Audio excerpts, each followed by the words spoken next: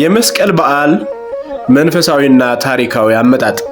የመስቀል በዓልን ስናከብር ልናጤነው የሚገባን አብይ ቁም ነገር አይሁድ ክርስቶስ የተሰቀለበትን መስቀል ቆሻሻ ማጠራቀሚያ ቦታ በመቅበር እንዲረሳ ለማድረግ ቢሞክሩም በንግሥት እሌኒ አማካኝነት እንዴት እንደተገኘና የቀኝ እጁ የተቸነከረበት ክፋይ ወይም ግማዴ እንዴት ወደ ሀገራችን እንደመጣ እንቃኛለን። ጌታችን ኢየሱስ ክርስቶስ የሰው ልጆችን ለማዳን የተሰቀለበት ቅዱስ መስቀል ሕማሙን በመፈወሱ ምክንያት በርካታ አሕዛብ ክርስቲያን እንዲሆኑ አስችሏል። በተአምራዊነቱና በክርስቲያኖች ዘንድ ከፍተኛ ክብር የተሰጠው በመሆኑ ይህን የተመለከቱ አይሁድ ቅዱስ መስቀልን በአንድ ቆሻሻ ማጠራቀሚያ ቦታ እንዲቀበር አደረጉ። የአካባቢው ነዋሪዎች በየቀኑ ቆሻሻ ስለሚጥሉበት ቦታው ወደ ተራራነት ተቀየረ። ምንም እንኳን መስቀሉን ለማውጣት ባይችሉም በኢየሩሳሌም የነበሩ ክርስቲያኖች ቦታውን ያውቁት ነበር። በ70 ዓመተ ምህረት በጥጦስ ወረራ ኢየሩሳሌም ስለጠፋች በዚያ የነበሩ ክርስቲያኖች ተሰደዱ። የተቀበረበትን ቦታ የሚያውቅ ባለመገኘቱ መስቀሉ ከ300 ዓመታት በላይ ተዳፍኖና ተቀብሮ ኖረ። በ326 ዓመት የንጉሥ ቆስጠንጢኖስ እናት ንግሥት እሌኒ ቅዱስ መስቀሉን ለመፈለግ ወደ ኢየሩሳሌም ጉዞ አደረገች። እዚያም ደርሳ ጉብታ የሆነ ሁሉ ብታስቆፍር መስቀሉ ያለበትን ቦታ ማግኘት አልቻለችም።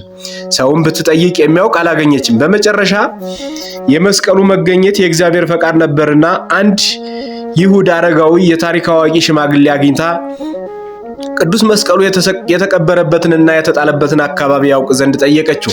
ሽማግሌዎች አንቺ በከንቱ አትርከሚ፣ ሰውንም አታርክሚ፣ እንጨት አሰብስበሽ ዕጣን አፍሽበት፣ በእሳትም አያይዥው፣ የዕጣኑ ጢስ ወደ ላይ ወጥቶ ወደ ታች ሲመለስ አቅጣጫውን አይተሽ አስቆፍሪ፣ በዚህ ምልክት ታገኘዋለሽ አላት። እርሷም ያላትን ሁሉ አደረገች። እንጨት ደምራ በዚያ ላይም ዕጣን ጨምራ በእሳት ለኮሰችው። የዕጣኑ ጢስ ወደ ላይ ወጥቶ ወደ ታች ሲመለስ መስቀሉ ያለበትን ቦታ ጠቅሶ እንደማሳየት ያህል አመለከተ። ንግሥት እሌኒ ጢሱ ያረፈበት ቦታ ቅዱስ መስቀሉ የተቀበረበት እንደሆነ አመነች። ይህ ይሁዳዊ አረጋዊ የታሪክ አዋቂ ሽማግሌ በኋላ በክርስቶስ አምኖ ተጠምቋል። ስሙም ኪራኮስ ተብሏል። በዚህ መሰረትም ከመስከረም 17 ቀን አስጀምራ እስከ መጋቢት 10 ቀን ሌሊት እና ቀን ለ7 ወር ያህል የጉድፍ ኮረብታ ቆፍረው ቆሻሻውን ካስወገዱ በኋላ 3 መስቀሎች ተገኙ። የጌታ መስቀል ሙት በማስነሳቱ ተለይቶ ታወቀ። መስቀሉ የተገኘው መጋቢት 10 ቀን 326 ዓመተ ምህረት ነበር። ቅድስት እሌኒ ይህንን ተአምር በማየቷ እጅግ ደስ አላት። ሕዝቡም ሁሉ መስቀሉን እየዳሰሱ ኪርያላይሶን እያሉ በመዘመር ደስታና ሐሴት አደረጉ። ቀኑ መሽቶ በጨለማ በሆነ ጊዜ ኢየሩሳሌም ጳጳስ ብፁዕ አቡነ መቃርዮስና ንግሥት እሌኒ ሰራዊቱንና ሕዝቡን በሰልፍ በችቦ መብራት መዝሙር እየዘመሩ ቅዱስ መስቀሉን ወደ ቤተ ክርስቲያን ወስደው በአንድ የጸሎት ቤት አኖሩ።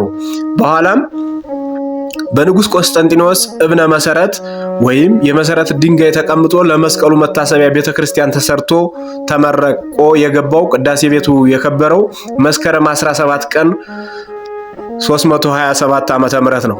በቤተ ክርስቲያናችን ሁለቱም ዕለታት ይከበራሉ። በደማቅ ሁኔታ በመጀመሪያ ደረጃ የሚከበረው ግን መስከረም 17 ነው። ይህ የሆነበት ምክንያት መጋቢት 10 ቀን ሁልጊዜም በአብይ ጾም ወቅት የሚውል መሆኑና ለመስቀሉ የተሰራው ቤተ መቅደስ የከበረው መስከረም 17 በመሆኑ ነው። ይህ ዕለት ከ300 ዓመታት በላይ ጠፍቶ የነበረውን ቅዱስ መስቀል በንግሥት እሌኒ አማካኝነት መገኘቱን የምንዘክርበት በዚህም ደስ የምንሰኝበት ዕለት ነው። ይህን መነሻ በማድረግ የኢትዮጵያ ቤተክርስቲያን ደመራ በመደመር የመስቀል በዓልን መንፈሳዊ በሆነ ስርዓት ታከብራለች።